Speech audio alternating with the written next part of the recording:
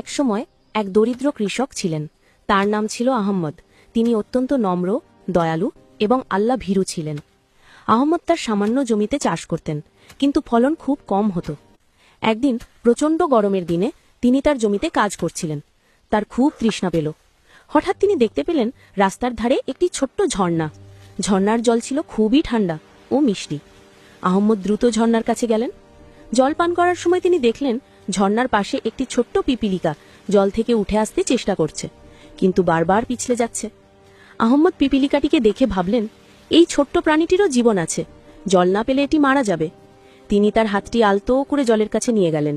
পিপিলিকাটি ধীরে ধীরে তার হাতের উপর উঠে এলো। আহম্মদ সেটিকে সাবধানে একটি শুকনো পাতার উপর রেখে দিলেন। আহম্মদ পিপিলিকাটিকে বাঁচিয়ে খুব শান্তি পেলেন। তিনি আল্লাহর কাছে শুকরিয়া জানালেন। এরপর তিনি আবার কাজ শুরু করলেন। কিছুক্ষণ পরেই তিনি দেখলেন সেই শুকনো পাতার নিচে একটি ছোট পুঁটলি। কৌতূহলী হয়ে তিনি পুঁটলিটি খুললেন। পুঁটলিটির মধ্যে ছিল দিনার। তিনি অবাক হয়ে গেলেন, এতগুলো সোনা! আহম্মদ সাথে সাথে বুঝলেন এটি আল্লাহর পক্ষ থেকে তার নম্রতা ও দয়াশীলতার প্রতিদান। তিনি একটি ছোট্ট প্রাণীর জীবন বাঁচিয়েছিলেন, আর আল্লাহ তাকে অপ্রত্যাশিতভাবে পুরস্কৃত করলেন।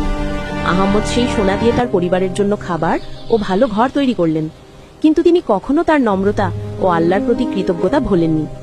শিক্ষা: ছোট বা বড় যে কোনো সৃষ্টির প্রতি দয়া দেখানো ইসলামের একটি গুরুত্বপূর্ণ শিক্ষা। দয়া করলে আল্লাহ আমাদের প্রতি দয়া করেন।